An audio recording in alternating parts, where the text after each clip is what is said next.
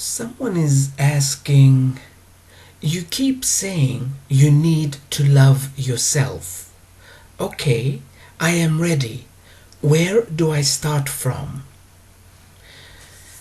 Okay, I'm going to see how much of this I can remember to mention it today.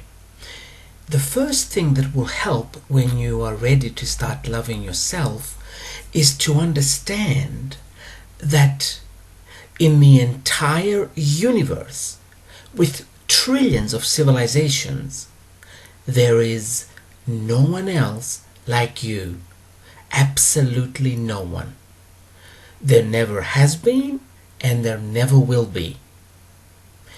And once you understand this, really understand it, then you try and make the most of it, meaning of your existence, of your life.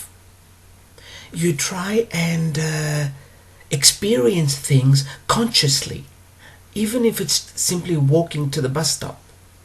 You do it consciously. You're asking yourself, how do I feel walking right now? How do I feel waiting for the bus right now? And that way you start experiencing things consciously rather than doing them like a zombie. And this is one way, I'm sure there's more ways, but this is one way to begin the process of loving yourself. Slowly bringing more consciousness in. And my way of doing it was to keep asking myself how I feel about every little thing I'm doing. I got the idea from someone else. I didn't come up with it. And it really worked for me. Little by little, I noticed that I felt lighter, even in the most simple things I would do, like washing my coffee cup, or walking down the street, or even going to the supermarket. I started feeling lighter because I started asking myself, how do I feel doing this? So that's one way to start. And I think I'll try and think of a few things that we do not do when we love ourselves. One of the first things we need to stop saying is the phrase, that's what people do. Many times I'll ask a client, why are you in a rush to find a permanent job? And they'll answer with, that's what people do. Well, that makes no sense whatsoever. If you did love yourself, you would not do something simply because most people do that. So stop saying that's what people do, or stop doing what other people do, and ask yourself, is this what I want to do?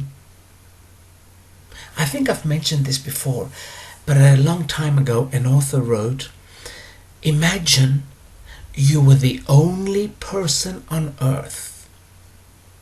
Just imagine this for a moment. No one else exists but you.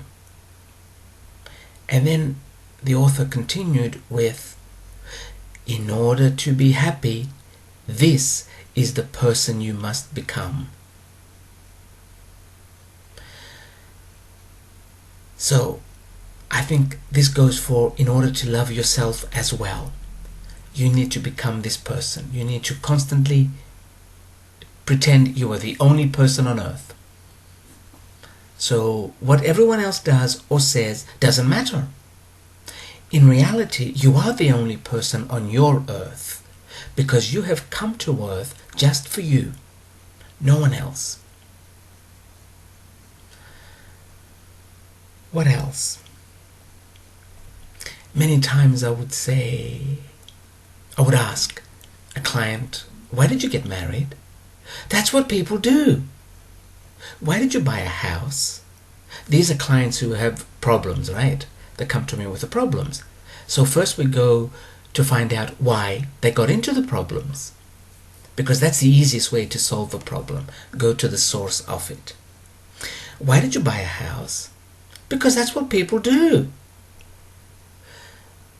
So this phrase, if we can let go of this phrase or this thought, we might release 50% of our problems.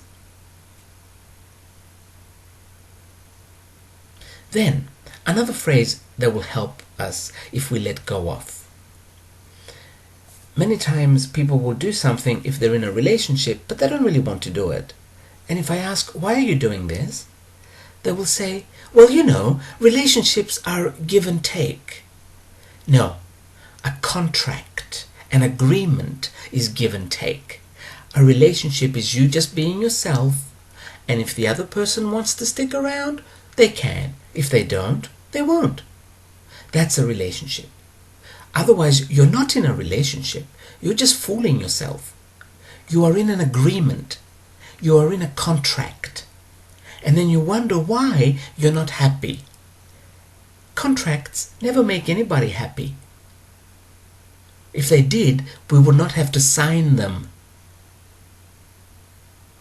So stop it with the relationships are give and take, or relationships are meeting in the middle. No, they're not. They're not. Relationships are pure magic. Once the magic is over, move on. If you loved yourself, you would do this. You would move on. Someone who loves themselves never makes an agreement, never signs a contract. Never. It says, listen, today I can do this. Tomorrow, just ask me again tomorrow. You might say, how am I going to function in society? Have a look around you for a minute. Society is sick. More than half of them are on medication. And you want to function in that society? You think that that is something to function in?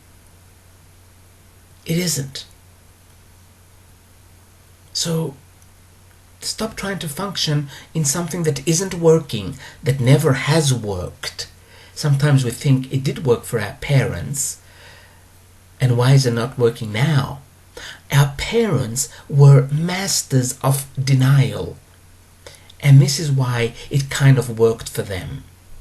But the energy that we are in at the moment, we are having a hard time lying. We're having a difficult time being in denial. And this is why it doesn't work for us. So, how will I function in society isn't going to take you very far, I'm afraid, because society is going down the drain, and they will pull you with it if you don't, I don't want to say if you don't come out of it, but if you don't detach from it. You need to detach. Let them do their thing and you do yours. Now, another thing a lot of people say is, I can't do what I want, everything I want, because other people will get hurt. You're right. Other people will get hurt simply because you are doing what you want and not what they want. Would you like to go through your life like this? Doing what they want? Think about it for a moment. You didn't come here for them. You came here for you. And if they want you to do things, you shouldn't be with them anyway. Even if they are your own children, you should not be around them. Do not stay around anybody that demands you do something so they can be happy. Do not. Leave, or you will get sick and you will die. What else do we not do once we start loving ourselves? Let's see. Then there's the little things. You might say, oh, it's only a day. But you know what happens to your cells when you do something you don't like? They stick together and they can't breathe. Weddings. Almost no one likes going to a wedding, but they think they have to. And they say to themselves, it's only one day. Yes, a wedding's only one day. A job is only another day. Your mother is only another day. Your mother-in-law is another day. They go 5 days of the week. So you're doing something every day that you don't like. And then again, you wonder why you're not happy or why you're not healthy. So you need to stop doing these little things. Helping a friend move house. Do you really want to carry furniture from the house down the stairs and onto a truck? What do you mean it's a friend? Get them to pay someone to do it. It's these little things again. And you say, oh, it's only one day. Yes, but your body will never forget that day, because it did something it did not want to do. This is how you start loving yourself. You never do something you don't want. That's all.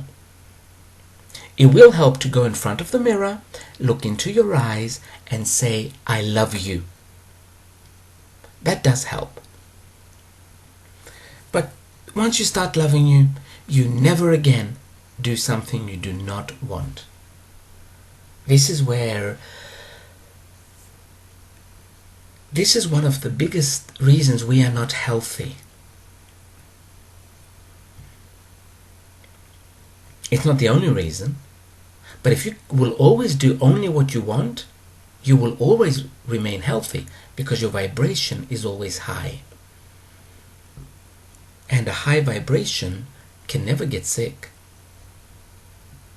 simply because sickness has a low vibration and it won't find you. Now, you might have less friends,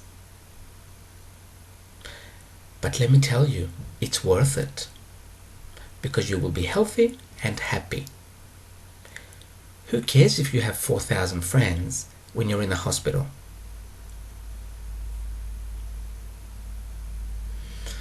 Let's see if there's something else. Nothing else is coming to mind right now. But if we can do these things, if we can just focus on, what do I like? Or, I'm going to do this. Do I really like this? Or am I doing it out of obligation, so someone else won't get upset with me? Another thing, you know how I started realizing that I'm starting to like me? Because for the first 40 years of my life, I didn't like me. I realized that I must be starting to like me when people were getting angry at me. Not angry as in shouting at me, but they were giving me the silent treatment. And that's when I realized, I said, oh, I must be starting to like me. And they don't like this. So you will get that. It's worth it. It really is worth it. Because if you have to keep doing things to have friends, those aren't friends. They're really not. So you might say you have friends, but do you? Think about it for a moment. These friends you have, will they still be around if you start doing only the things you like? I'm going to leave it at this.